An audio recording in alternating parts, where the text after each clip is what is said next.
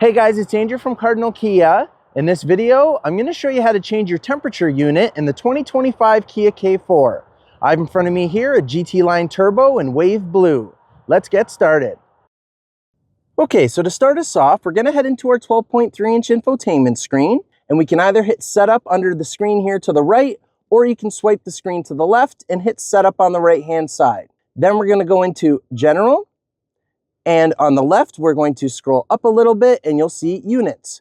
And we'll touch that. So you'll see here, temperature unit is in the middle. So you can choose between Celsius or Fahrenheit. And you can see in this particular K4 that we've got our climate control is in Celsius. And then you'll see that the outside temperature down there is also in Celsius. So if we go ahead and flip that over to Fahrenheit, now you will see that it's now 78 degrees Fahrenheit set for the climate control, and that it's roughly 43 degrees Fahrenheit outside. So you can switch back and forth between Celsius and Fahrenheit as you want to. Personal preference. And that's how you do it. Thanks for watching, guys.